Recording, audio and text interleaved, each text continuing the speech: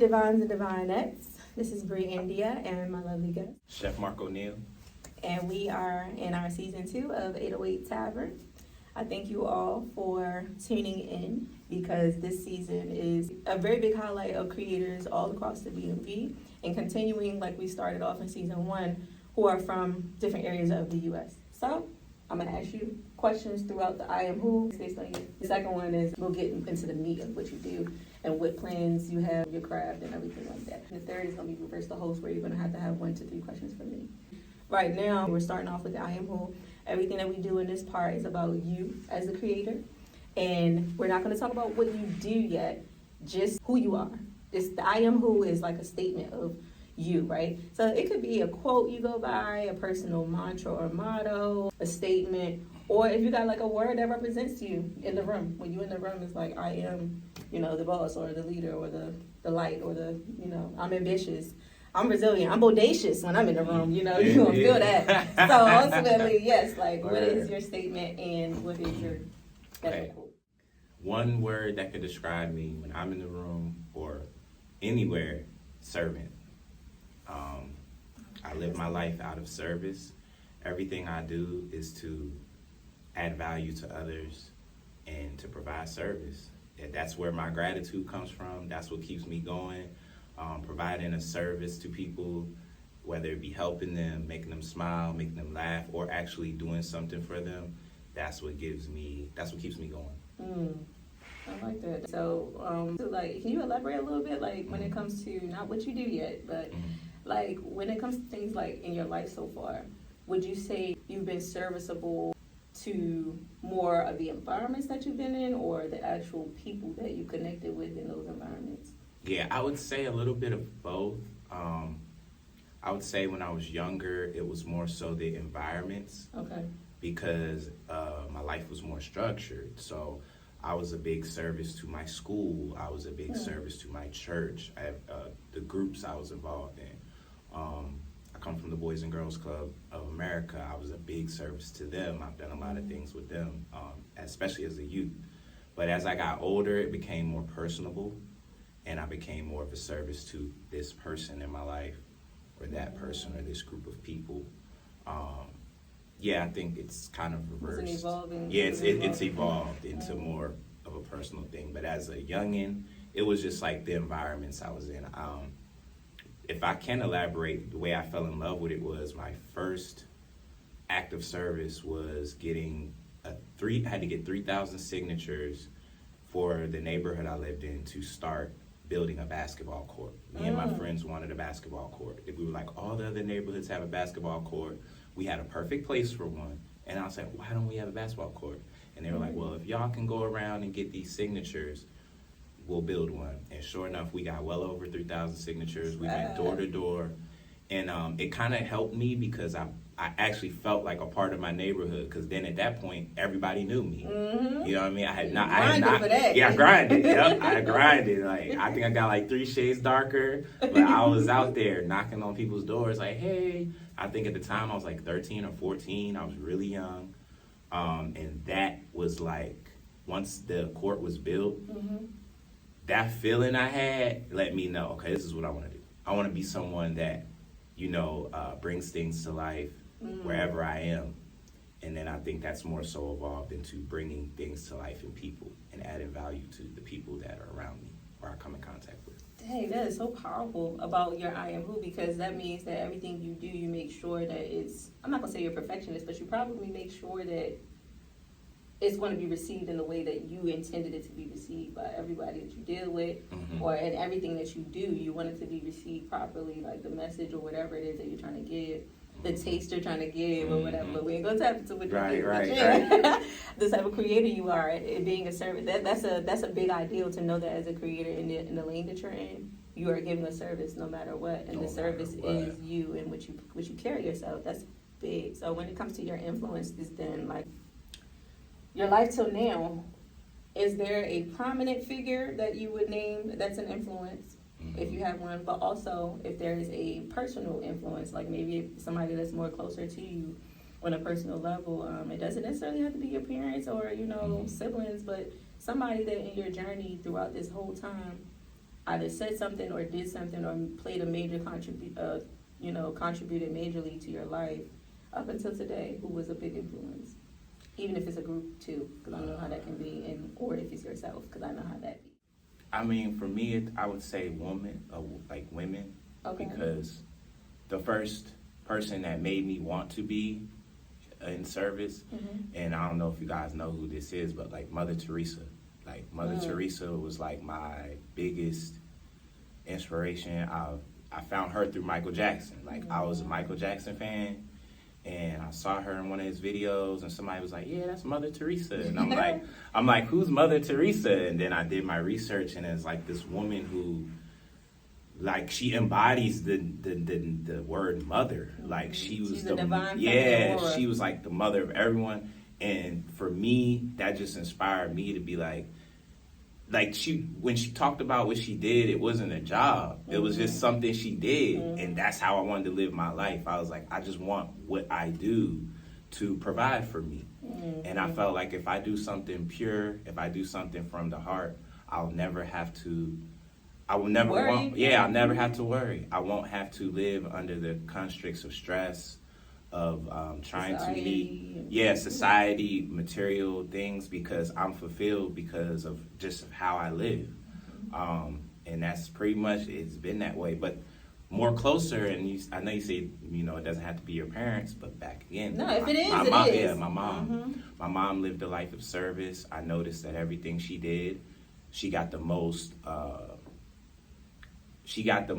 of things when she was serving people. Okay. She used to cook every Sunday after church. She was one of the ladies that would cook food, and that's when I seen her the most happy, when she was giving people food, when people were coming up to her and complimenting her on her food, when people were asking her, how did you do that? How did you make that?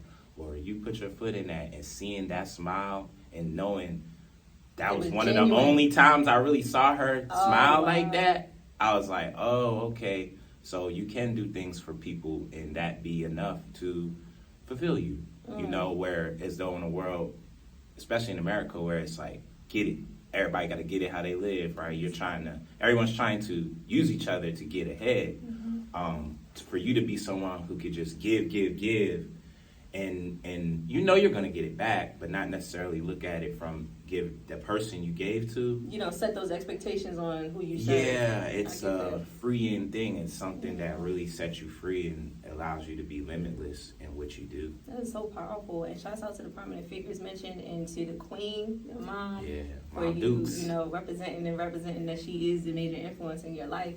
I mean, that's a big deal, And I love how you tied in your prominent figure being a mother, and then to the power of your mom and what she poured into you, like that right there, art in itself, right?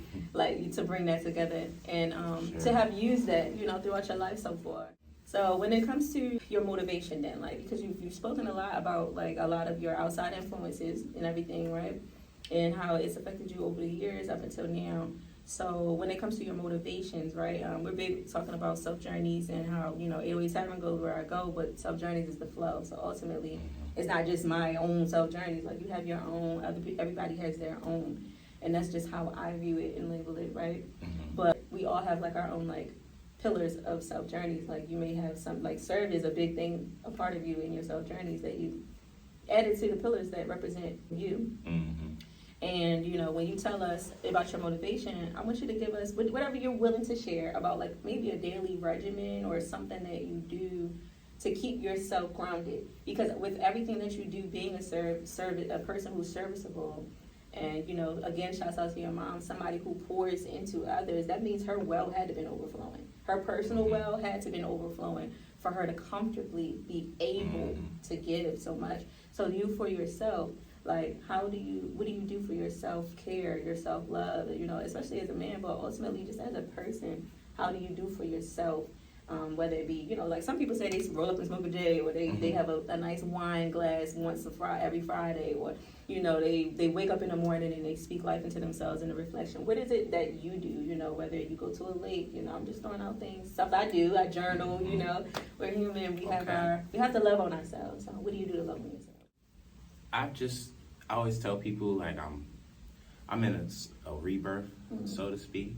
I don't give up too much of my journey, but yeah, I'm in a rebirth, so I'm still learning what my regimen is and exactly what works for you. Yeah, what works for me. But when I get up, I listen to my body. I mean, my body always tells me. Sometimes I wake up and I feel it. I'm like, I need to go walk, so I'll go walk. I work out probably 4 times a week. Sometimes when I wake up, the first thing I want to do is go to the gym. But I just listen to my body, so I don't really have an exact regimen. But it's always something involving self-care, whether it's taking a walk, getting down and praying. I'm learning how to meditate. I'm trying to get into that more. Sometimes I wake up and I'm like, I want to feed myself some information. So I'll just, feed your mind, flip open a book, or I'll turn on someone on YouTube that I know that I, like to listen to inspire me. Just something to get my mind going. So you do got stuff, you just it's not structured. I haven't structured it yet, and that's where I'm like, that kind of gets to me sometimes, because I see people that I've aspire to be like, and they're like, boom, boom, boom. They can tell you exactly, like, I love Mark Wahlberg timeline of what he does, you know what I mean, and what he's done for the last, I think it's probably been 10, 20 years, and I'm like, I want that, because I notice the more structure I have, the better I am. But I also realize I'm in a rebirth and I'm learning how to live again. So I have to give myself that time to build that structure and not be like, it's not going to happen overnight. Of course. Because what I'm building now is way different than what I was doing before my rebirth. So. Okay.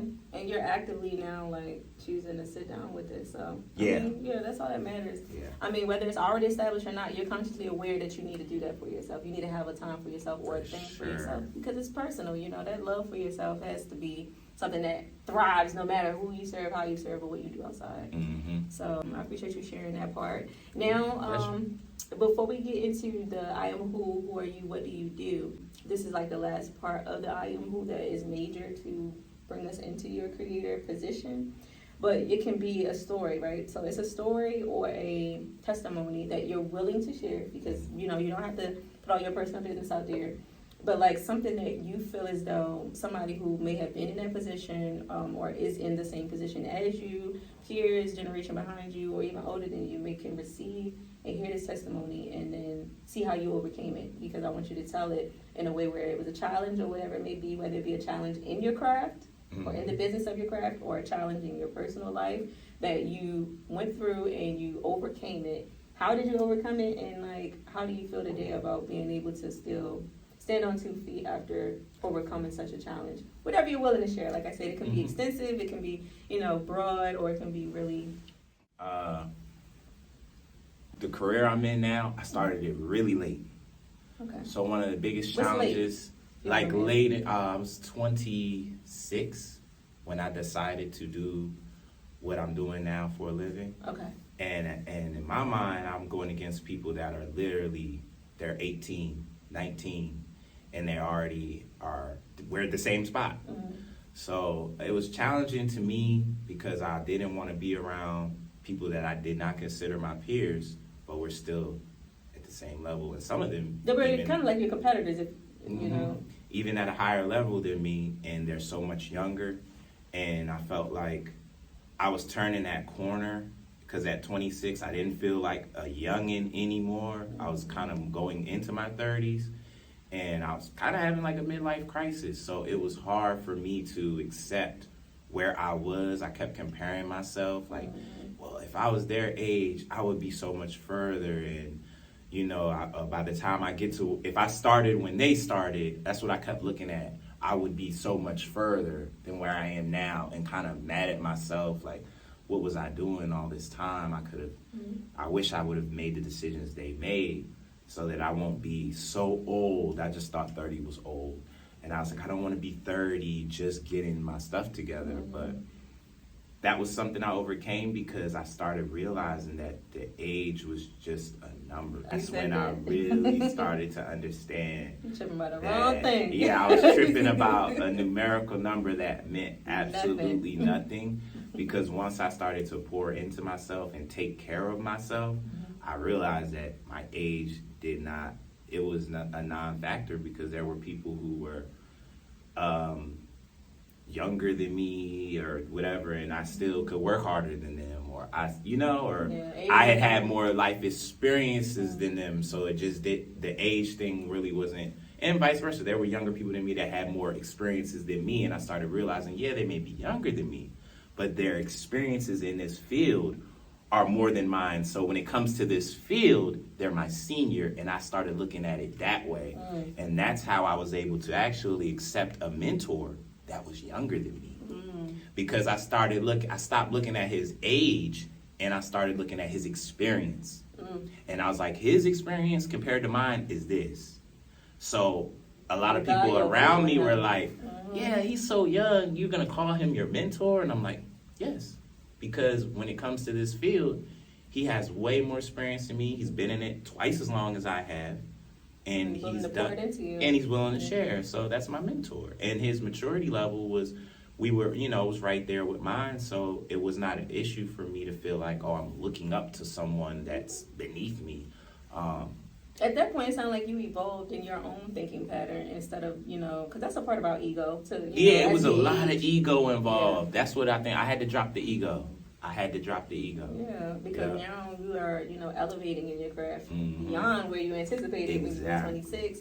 So I'm proud of you for actually being willing to share that, for one, and for two, growing out of that mindset, because it was nothing but stagnation to your progress to think that way. And ultimately, age is just a number that we go by for the basis of time. Growth goes based on it's limitless, it's timeless.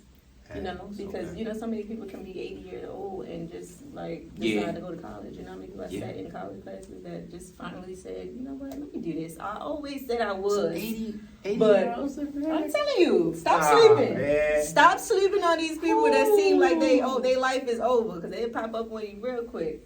Everything they sat on all them years. Yeah. And you know what I'm saying? And they learn faster because they already, like you said, even though age is a thing that seems like a factor, their experience, when you learn it from them, you're going to learn it so quick. And then you're still going you're going to catch right back up to your age. Yeah.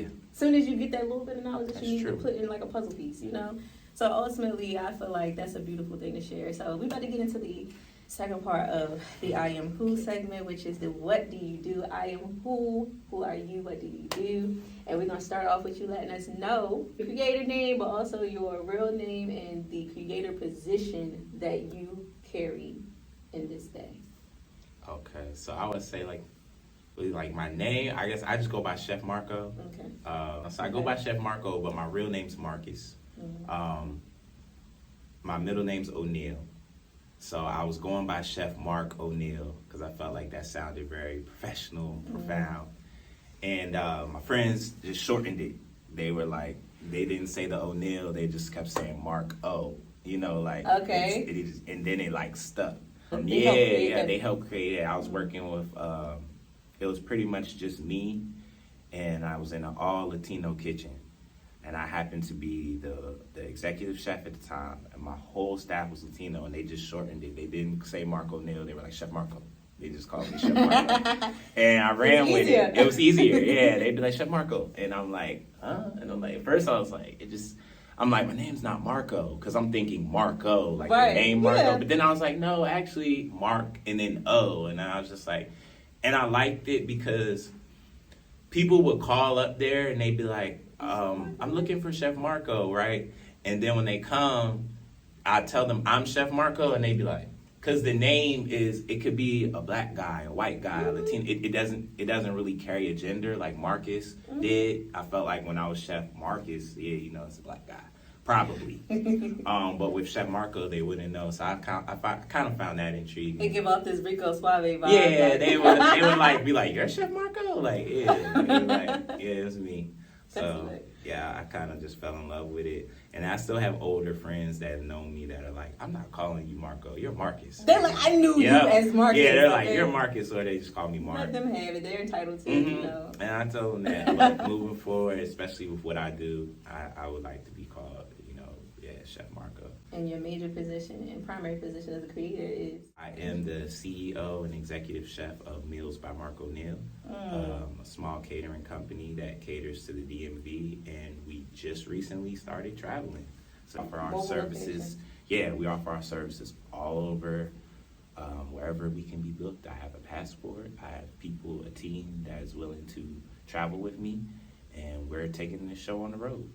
Okay, and do you have a website or a booking link while we're at it right now? Tell us. We are working on a website. It's www.mealsbymarconil.com. It's not finished. It's actually in progress because we started redoing it now that my business is kind of changing and evolving. But for right now, I am very personable. I do bookings through actual personal inquiries. Like, I want to speak to you because I'm providing an experience.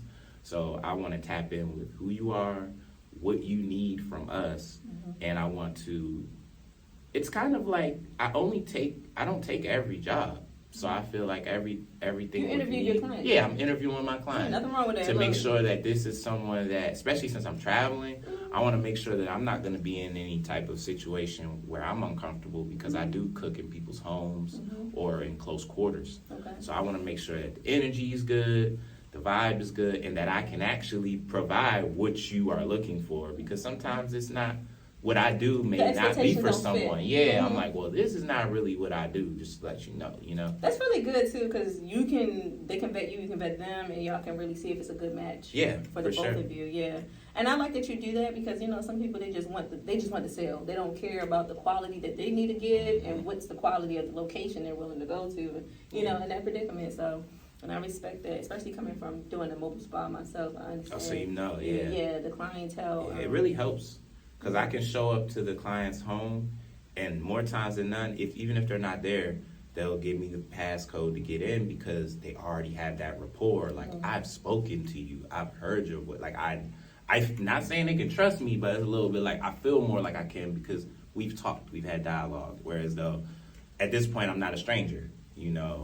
So that helps a lot, being personable. That's beautiful. Thank you for sharing too about your creator, liftoff and how you got to your name, because that's unique. It came from the craft itself. Like, for sure. So cool. My name was developed while doing what I love to do. Right, and shouts out to the people who push that for you, because now look, it's ringing bells. I always tell my Latinos, I've never been there, but I am part Dominican. My dad's dad. Shouts out to the Dominicans. So I'm like, hey, man, I'm Afro-Latino, so y'all gave me my name. Thank you. You know what I mean? It's love. From that. Straight. My next question for you is, when it comes to like because you said you're open, you already let me know you starting off with like doing a mobile type of chef style ordeal, which is going to be very, very, very lucrative. So when it comes to your personal life, like, do you have anything going on in your personal life that would kind of cause friction with your work life, personal life balance, or like your family life, personal life balance? Do you have children? Like, what kind of things do you have to balance, or are you able to just go all in with your work? I would say that's one of my downfalls. Is I don't really balance my personal life and my work life. You give your all to your work life, don't you? I just give my all to my work life. So then our personal life tends to suffer. My friendships, relationships, even with my family. And it's a work in progress.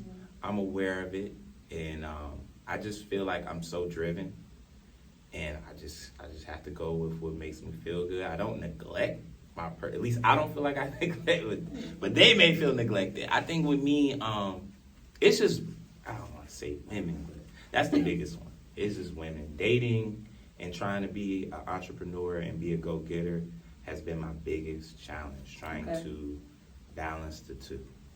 Well, once you find, somebody who's willing to work with you and understand what you're doing, I think it'll start to work itself out. I don't know how that relationship aspect. I don't even be trying no more. I just barely get up and go to work. I barely can say anything myself, and I just was wondering how you viewed that. But that's a part of also your conscious growth process. Ultimately we live and we learn, especially when you're a creator. I actually understand you completely, because you don't realize how much that person might want more of your attention, and then you don't realize that that's not what you're giving them, because you thought you just driven. Yeah, you doing what you're doing. You thought they were in love with what you know, your everything about you, including your ambition. So yeah, it takes time to grow and find somebody who can level with you in that area. I definitely understand. And real quick, y'all, I definitely met Chef Marco at my sister's birthday dinner. So, you know, shouts out to this man. I can actually contest to the greatness of how he cooks. Okay, very good. I really appreciate it. Thank you so much. It was a good event for my sister, but also just the whole presentation and how he did things was impeccable. I enjoyed it. So definitely tap in and check out his website if you're a person who would like to host, you know, an event and have him to come to your event.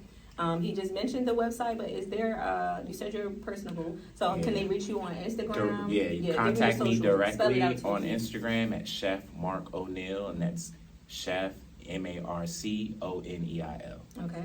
And that's on all the platforms. Instagram, is that your primary? On Instagram, that's my primary. Chef Marco on Facebook. Okay. Do you have a YouTube or anything like that, or? I do not. I have one, but there's nothing on there. We just started creating content for the YouTube. Okay. So soon that will be up as well. I'm excited about that. But we've just been putting all our focus into the IG right now because that's what's getting the most traffic, and we're trying to start funneling everything through the IG. Like, okay, we're gonna promote the YouTube on the IG. We're gonna say, hey, you need to go to the Twitter from the IG. So we're working on. You want to start directing everybody to your new. We're trying to get all the handles the same, so that you could just put in one thing and find me. But literally, do you have a separate business page from your personal page? Okay. My business page is Meals by MarcOneil. Okay. But like I said, to book me, you probably gonna catch me at my personal page, because the business page only gets checked probably every other day. Gotcha. So I don't want anyone to shoot me an inquiry and then they don't hear from me within 48 hours and they think I'm not interested. Okay. So I do check my DMs. If it's about business, I always answer probably within a couple of hours. So yeah. Is that the top one? Is it DM, text, and email, or preferably find you on the DM? Probably just DM me. Okay. That'd probably be the quickest way to get in contact with me, because from there I'll share my personal contact, and then we can conduct, talk kind about of the consultation. Inquiry. Consultation. Cool. Directly speak to me. You don't have to go to no questionnaires. I used to do a questionnaire, and then I realized people will be like, oh, I haven't filled it out yet, or I don't have time. You don't have time, yeah. And I'm like, okay, but if I told you, I realized they do have time. They're just lazy, because if I say call me, someone will call me and we'll be on the phone for 30 minutes. So, but it's just easier to kind of relay that information or gauge that information from a phone call. I've learned it's just way easier. But when I give the questionnaires, they don't get completed, they don't get sent back. People don't read and write them. Yeah, and then the process begins to unravel in a bad way, because now we may be behind or closer to the event. I still don't know what you want. I still haven't given you a price. So it's I'd rather just call me. You can ask me anything you want to ask, and then even if you don't get all the questions off, I feel like once we've created that rapport, you have no issues with texting, hey, I also want to know about this, or hey, can I call you real quick? And we just get it done like that. That sounds... Yeah, we're a very small company, so we're personable. We want to be in contact with each client in the most organic way possible, I guess,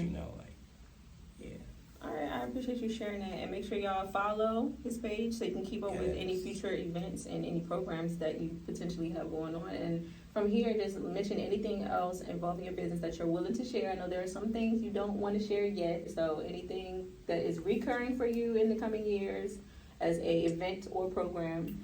And now that we know about Meals by Marco, which is where you're going to be more mobile, right? Label us with any, like I said, annual events, any programs you do, any partnerships you have that we can know about now that you're willing to share, so that when we tune in and tap in, we know what kind of the expectancy of your growth. Okay, I actually partnered up with this, I think it's called Faith with Love, but they're doing something called the Faith Unleashed Tour, which is a women's empowerment. What are those, a panel workshop? Okay. Yeah, where women, they all come together, and I guess they share testimonies, or I don't know exactly what they do. Yeah, but they've done it. It's not their first year doing it, but this year I'm the chef for each event. So I just actually dropped the dates yesterday. There's 5 different dates. I'll be going to New York, North Carolina. When did you say this was? This is coming up this summer. Oh, yeah. Okay. So the I'm first trying to day, get send me the links. I'll send you the link. The dates I just dropped them yesterday. But it's 5 different cities, and that'll be going all the way up until August. The last date is in August. It's in LA. In July, we're in North Carolina. In June, I'm returning to Atlanta. In May, it's DC, and in April, it's New York. Okay, I like this. Yeah. Maybe I can have on the tour with you and interview some of your. Yeah, it's gonna be your a business good time. clientele. I looked at the past, a couple events they've had, and from what I looked at, it looked like a really good vibe, and it just looked like a bunch of women that, want to help each other and want to Uplift grow. each other. Yeah, it's That very sounds uplifting, good. very uplifting. I Type like of thing. juicy events like that, So I'm very excited. good. I'm really excited that they chose me to be the chef to provide. Yes, congratulations too, by the way. Yeah, thank you. That's Thank you. big, It's very especially exciting. doing an event that big. So Yeah, it's very exciting. that's a major reoccurring event because you said they do it every year. So I'm hoping to see you again, in that type of event. Is there any more personal things, I guess, attached to your business or partnerships that you have that you plan on doing? It's outside of your primary art and creative Right. position.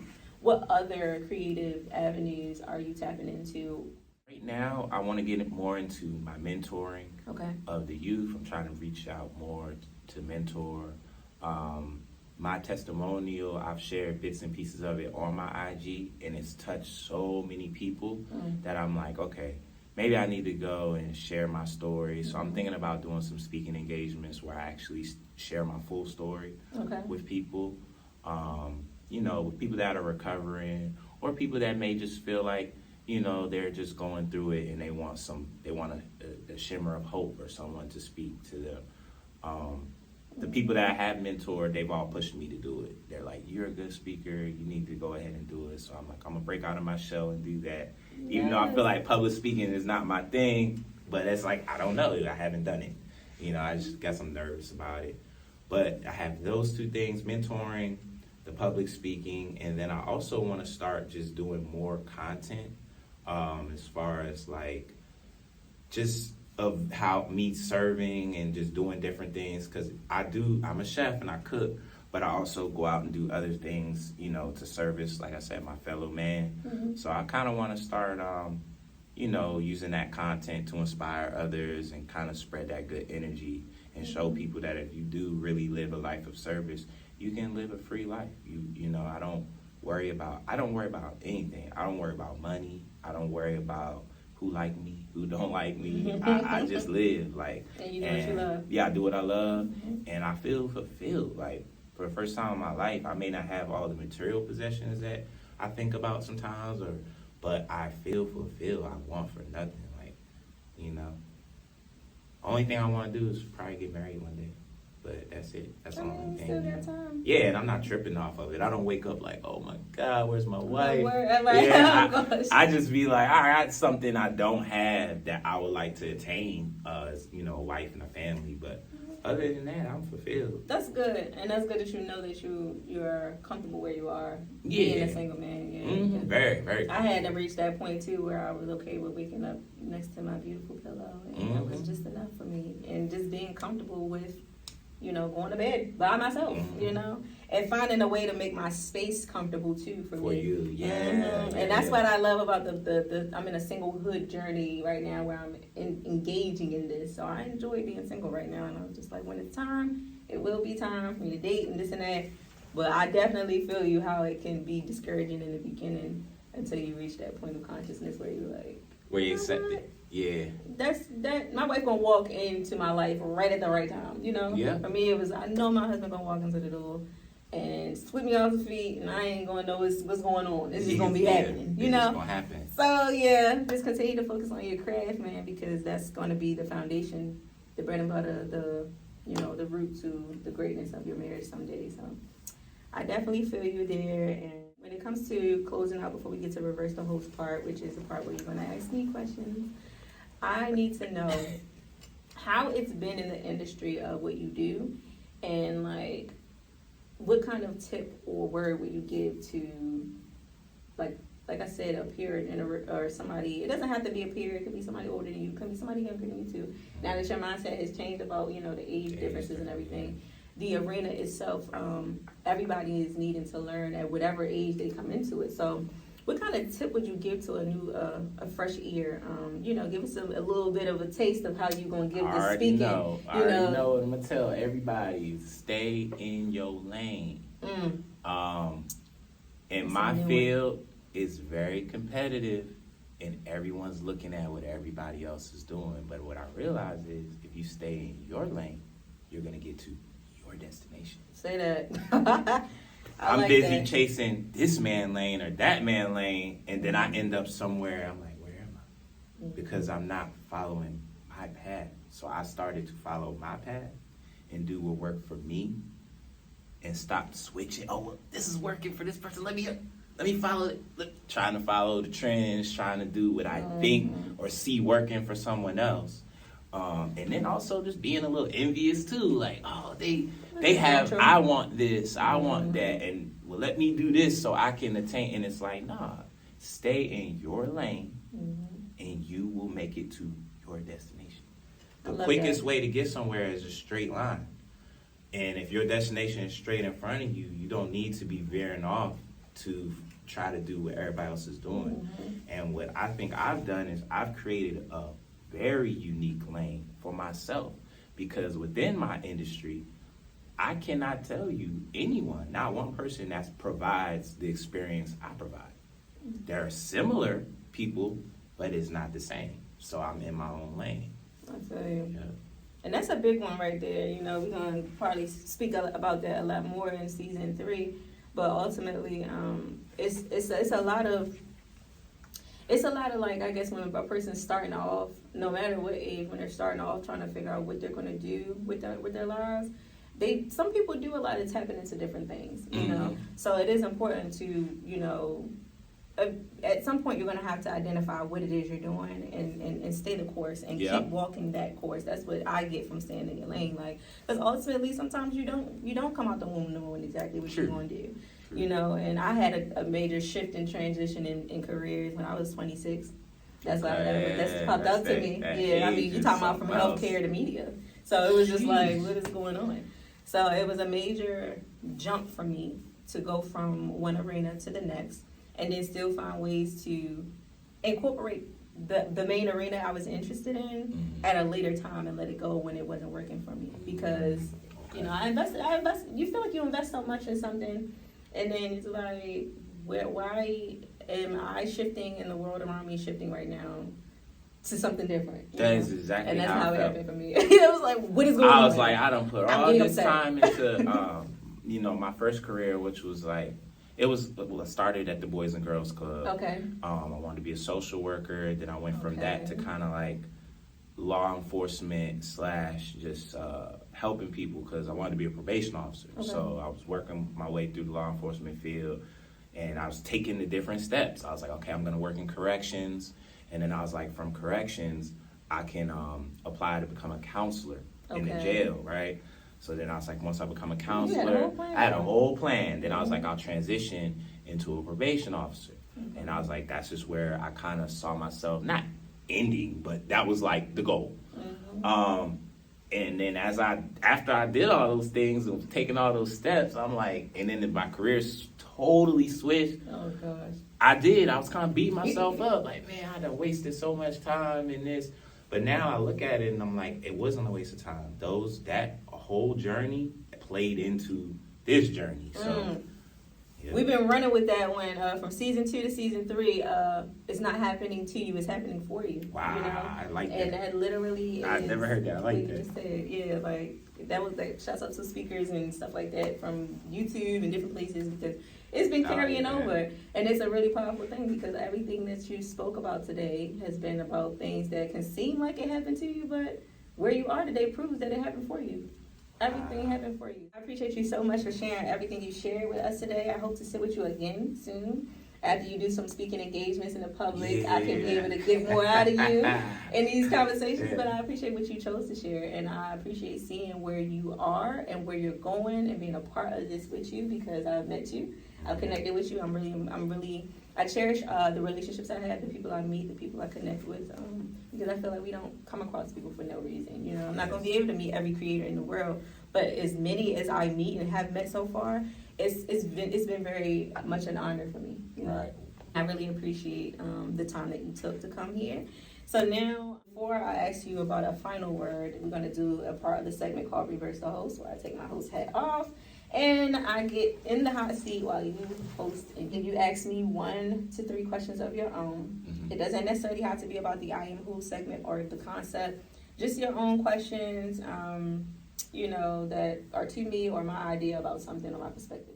Well, first, I want to ask you, who is India? And I know that's broad, but, just whatever comes to your mind. You don't have to elaborate. Yeah, I'm about to be like, so keep it simple.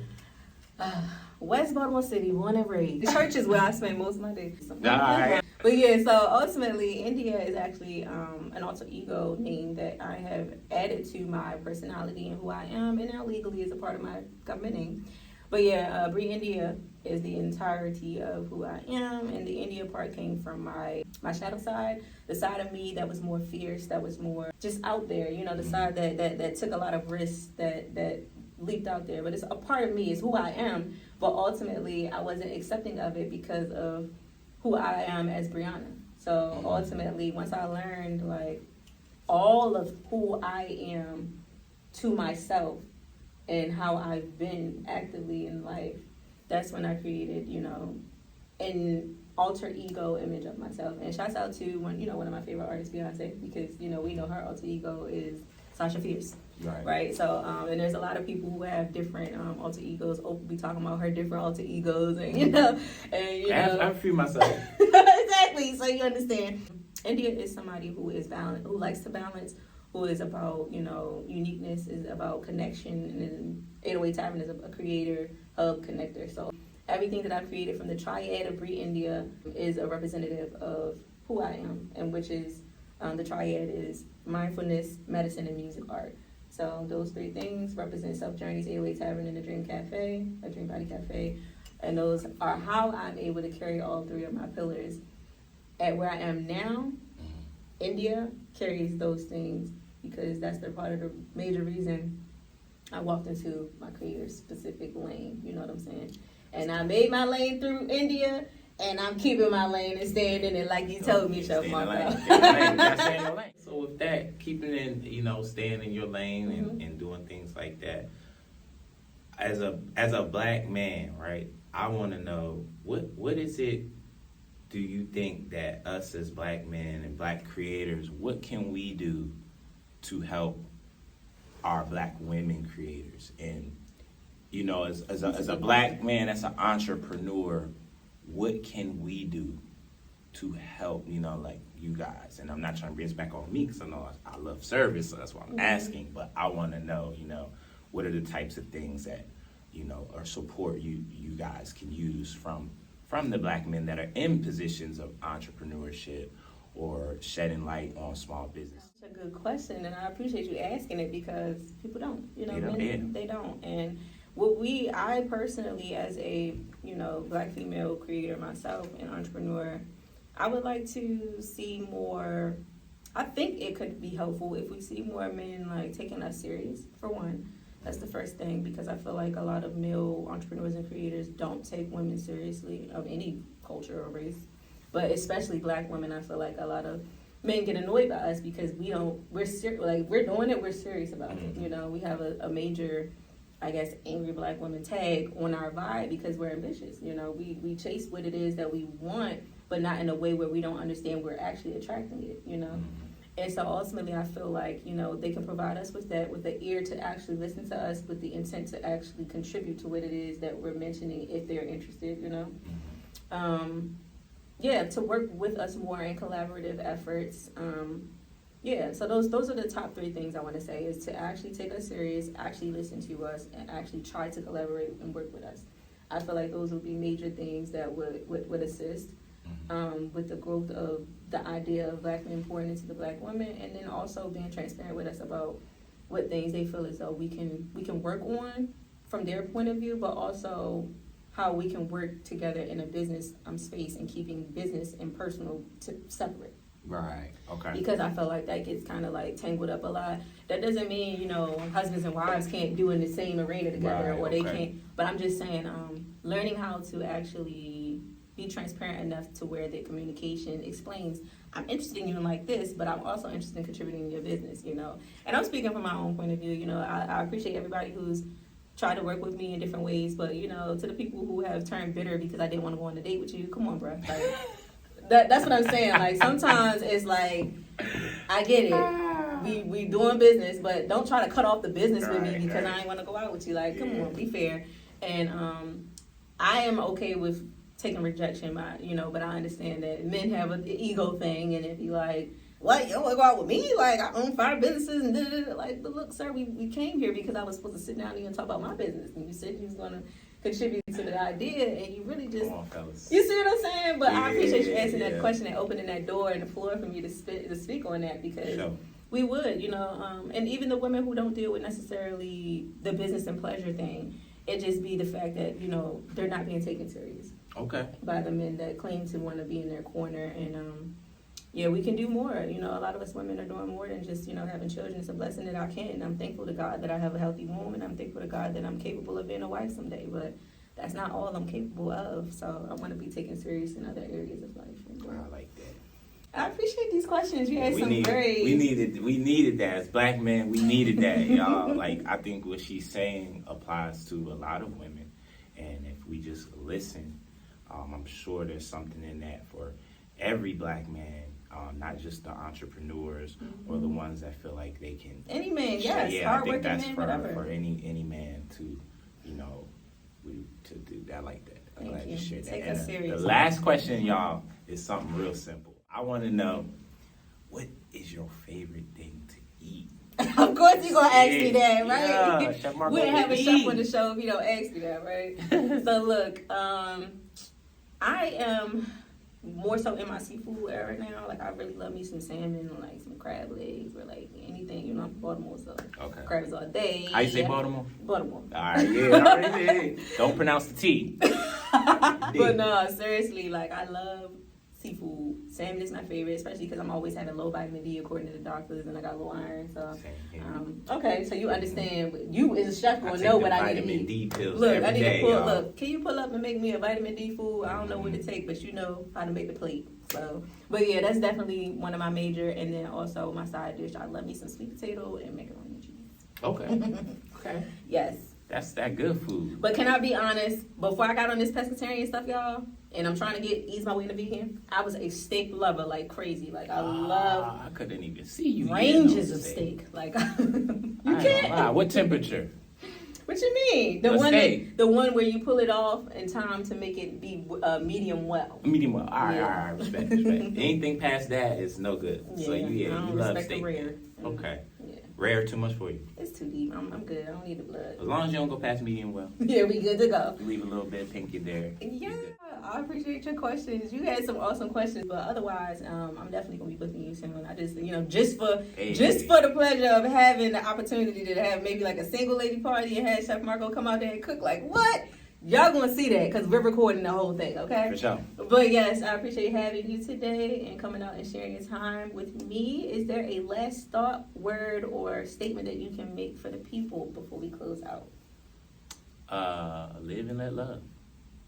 That's all you got to do. Just That's like it. live, learn, and laugh. Yeah. This is Bree India, and you have been tuned into season 2 of the 808 Tavern I Am Who segment. And this is my guest. Chef Marco, baby. And we thank you for coming and sharing your creator space with us. And stay tuned for the next episode. And I'm sending you love and G self unity, peace, love, and truth. Bye.